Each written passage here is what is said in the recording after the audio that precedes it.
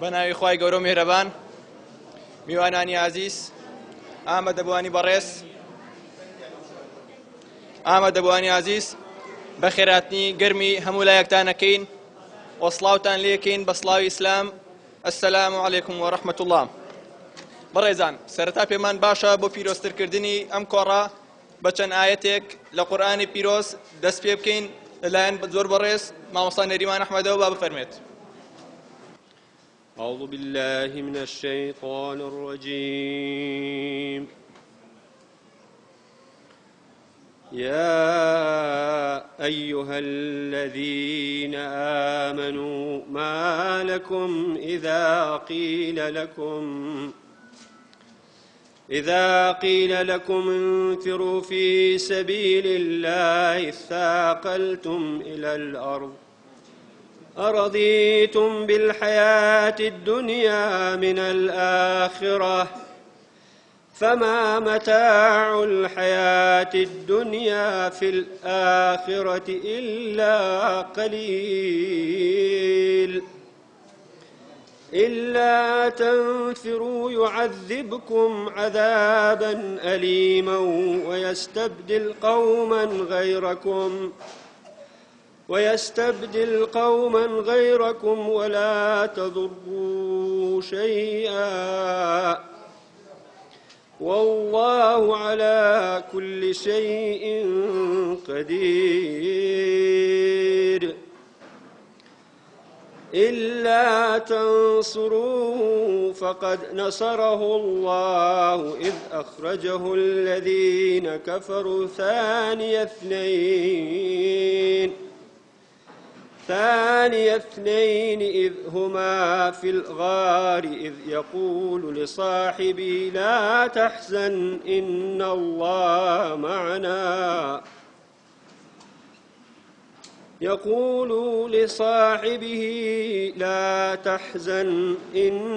الله معنا فأنزل الله سكينته عليه وأيده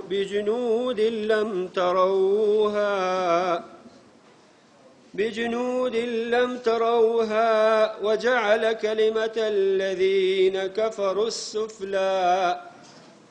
وكلمة الله هي العليا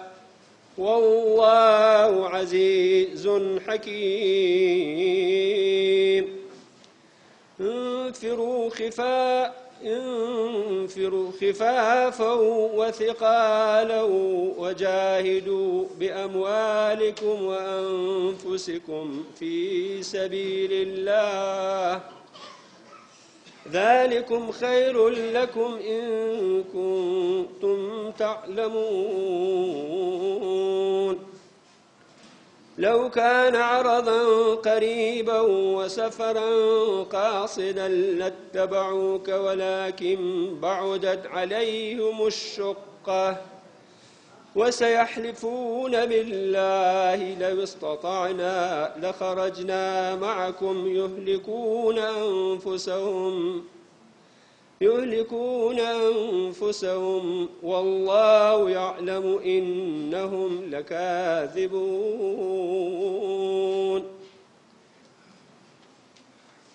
خوای گەورە پاداشتی مەبەڕێز مامۆستا نەریمان بداتەوە ئەوی کاتە زەخیری قیامەتی. شەوی هیجرەت کە عەدا زۆری هێنا مشتەخاکێ بوو پیا چەندن دەبەنگ و کوێر و کەڕ ئەو لە عینانە. بەڕێزان، ئێستش باوتێ بەخێر هاتن لەلایەن پێشکەش بکرێت لەلایەن بەڕێز مامۆستا عەلی حاجی زەڵمی بەرپرسی مەڵبەندی هەشتی هەورامانەوە. با ئێستش بفەرمێت. بسم الله الرحمن الرحيم. الحمد لله رب العالمين والصلاة والسلام على محمد وعلى آله وصحبه أجمعين. أي پیغمبر سروركم سرداركم أي پسپۆڕی گەلەوێڵە هەژارەکەم ئەگەر ئەمڕۆ لە کوردستان ئاماژەی دەستی حکمەتی پیرۆزی تۆ ببینرایە، ئەگەر مانای گشت فەرموودە پیرۆزەکانت بە بەرد و بەڕێزەکانت لە کوردستان بزانرایە، کەس ئەیود بۆ مافمان نییە، خاکمان نییە، پەرچەمی یەکگرتووی خوایی گەلمان نییە. ئامادەبوانی بەڕێز، السلام عليكم ورحمة الله وبركاته. بناوي بەرپرس و سەرجەم ئەندامانی مەڵبەندی هەشتی هەورامانی بزوتنەوەی ئیسلامیەوە بە خێراتنێکی گەرمی هەموو لایەکانەکەین و بەناوی ئێوەی بەڕێزیشەوە بە خێرهاتنێکی گەرمی زۆر بەڕێز زانا و بانخواز و مامۆسای زانکۆ بەڕێز دکتۆر عەبدودایم هەورامانیەکەین کەوا تەشریفیان هێنا و عەزیەتی کێشاوە کە ئەمڕۆ ئێمە لە خزمەتی ئابین و گوێبیستی ئامۆژگاریەکانی ئەبین. ئازیزان، ئێمە وەکو مەڵبەندی هەشتی هەورامانی بزوتنەوەی ئیسلامی بە پێویستمان زانی لە ساڵیادێکی ئاوادا لە کاتێکی ئاوادا کەوا ساڵیادی کۆچە کەوا گۆڕانکاریەکی جەزری و ڕیشەیی ڕوویدا لە تەریخی ئیسلامیە کە بریتی بوو لەوەی کەوا قۆناغی مەکە پێغەمبەری خوا صلی الله علیه وسلم تێیپەڕان و ئەو گۆڕانکاریە گەورە ڕوویە کەوا پێغەمبەری خوا صلی الله علیه وسلم هیجرەتی کرد لە مەککەوە بۆ مەدینە. بۆ تیشک خستنە سەر ئەو بابەتە ئێمە ئەمڕۆ میوانداری زۆر بەڕێز دکتۆر عەبدودایممان کردووە. دووبارە بەناوی بەرپرس و سەرجەم ئەندامانی مەڵبەندی هەشتی هەورامانەوە بە خێراتنێکی گەرمی هەموو لایەکانەکەین و بە خێراتنێکی گەرمی بەڕێز دکتۆریشەکەین. یەخوا بەخێر بێن سەرچاومان. زۆر سپاس بۆ هەموو لایەکتان. بسم الله الرحمن الرحيم الحمد لله رب العالمين والصلاة والسلام على خير خلق الله محمد وعلى آله وأصحابه الكرام وتابعيهم بإحسان إلى يوم الدين.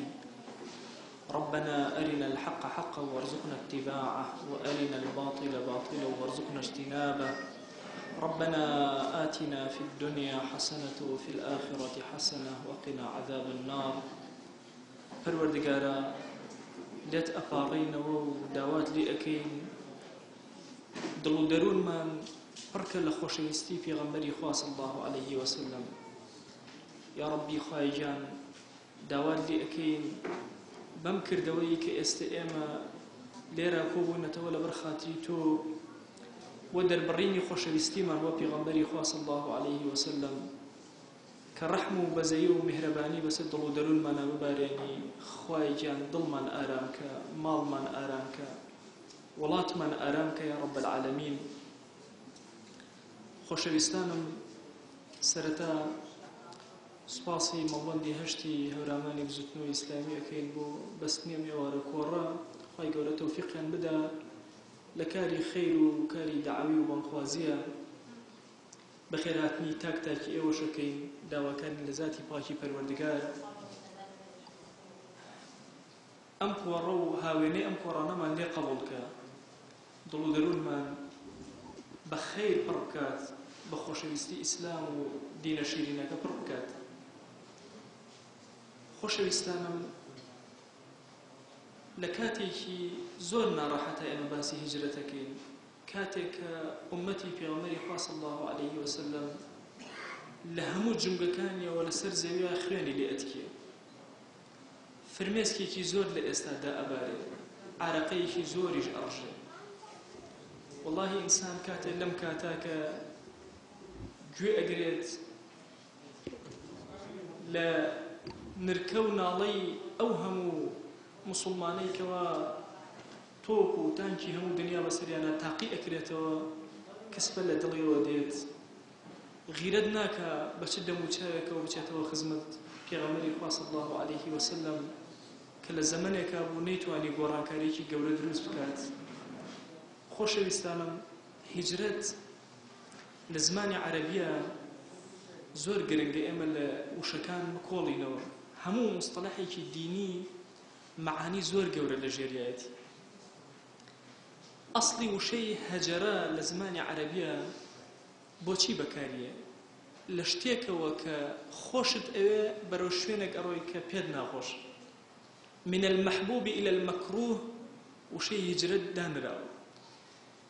ئێمە ئەگەر بین دیراسی هیجرەت کەین، هیجرەت مستەڵەحێکی دینی و زۆر باشە، نیشانەی نەسرەتە.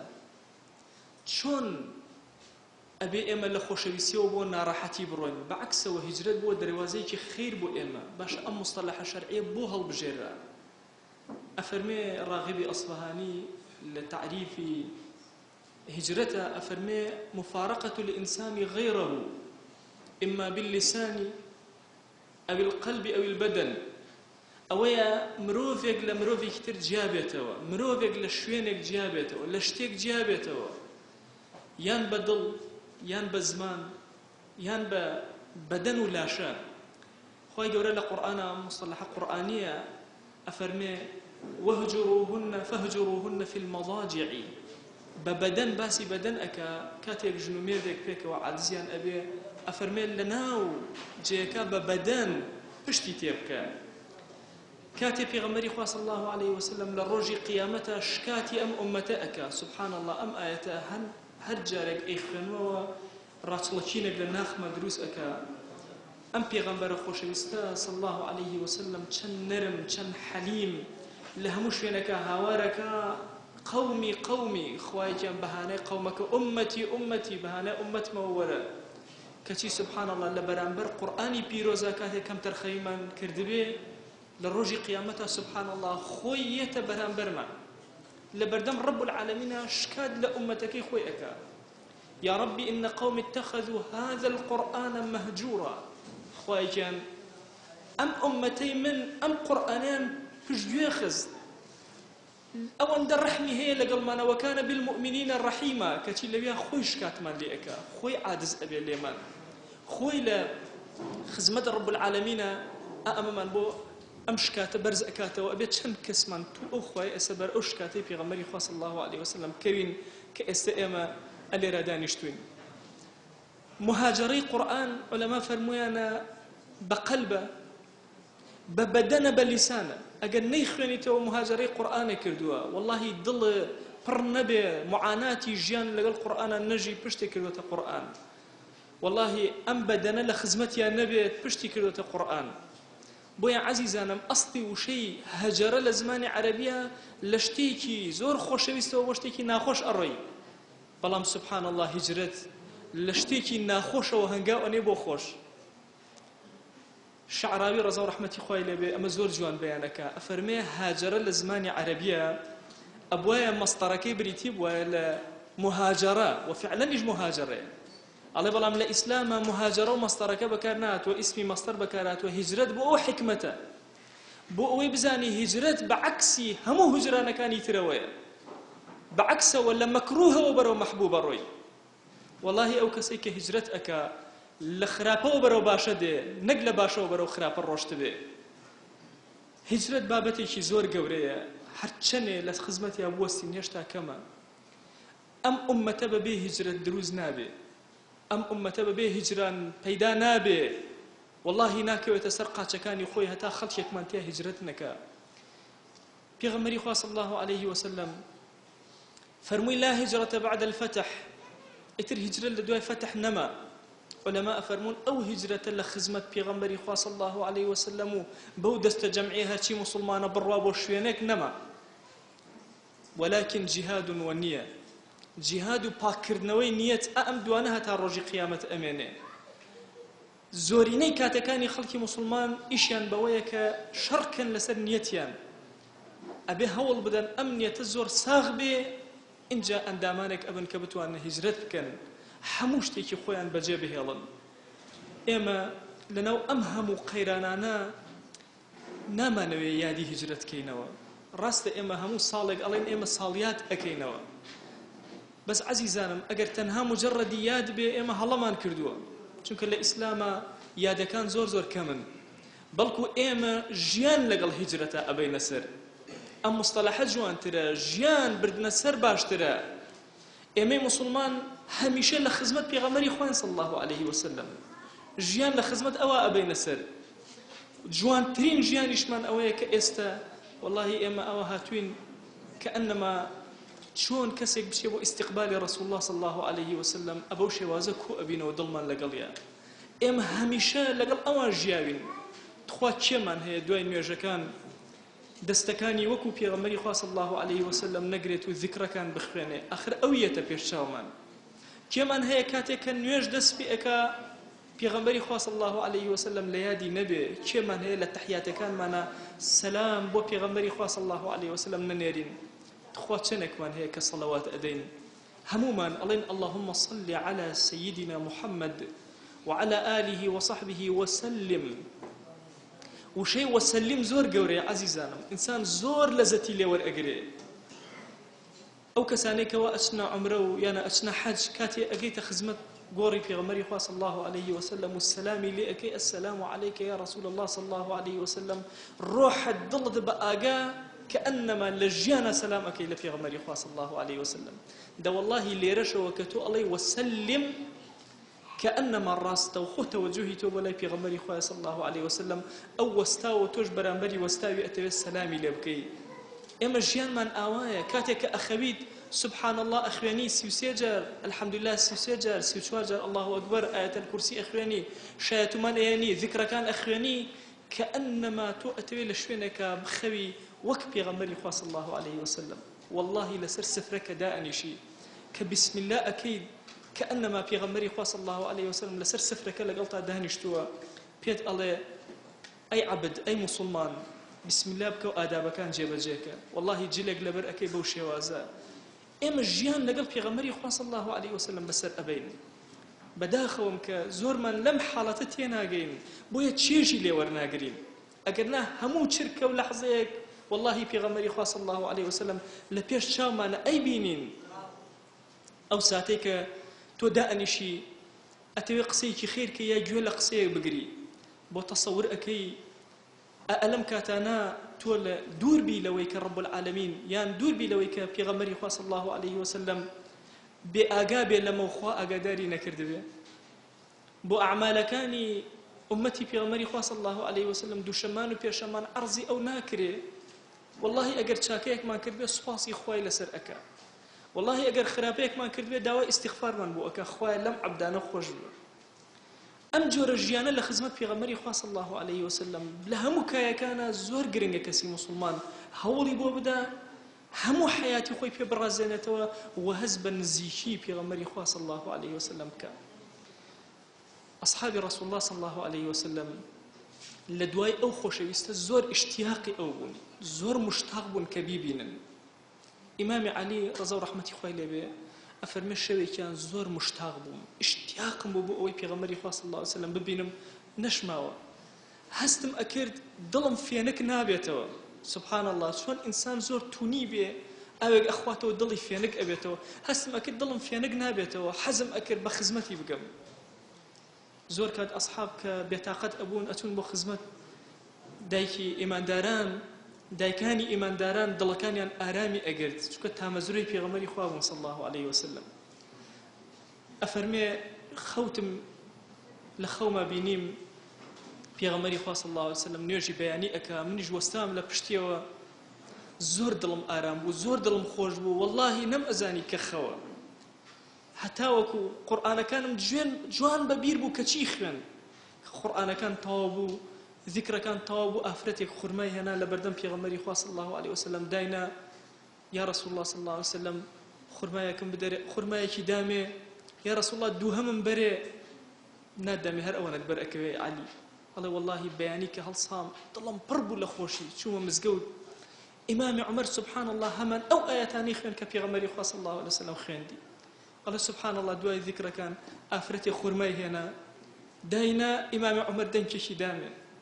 الله همان أو تاميه بك في غمري صلى الله عليه وسلم شوبي داو أي إمام يكخر ما يترمبري والله أجر في غمري صلى الله عليه وسلم شوبي بداية اسم من بيم أداي سبحان الله أم جيانا أم روح خزمت في غمري صلى الله عليه وسلم أمانة هم جيانيان خويان خواردنيان لخزمتي أوابو إما تشن كسمان هي كبمشي وازا لخزمت في غمري صلى الله عليه وسلم جياني بريت السر إما هرتشني باسكين لها والله وجيان لقليانا لفي غمري صلى الله عليه وسلم لجيان لقليانا تصورينا كين أو أن دقوري مشهدك شمشتيكي زور بتشوكم هالبجاد ولا هجرتي في غمري صلى الله عليه وسلم باسيكم يكمينيان عقبي دوم كحفتاو سيكس هاتون يعني بيعد بن في غمري صلى الله عليه وسلم في غمري صلى الله عليه وسلم بس خويو مامي كيشتا إيماننا هنا وعباس ليو وستاو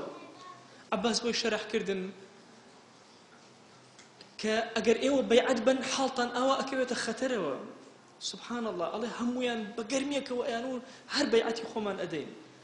دوای چەند کەس لە ئەسحاب هاوارێنەی کورە زۆر خەتەرە آخر ئێوە بەیعەتێکی زۆر گەورە ئەدەن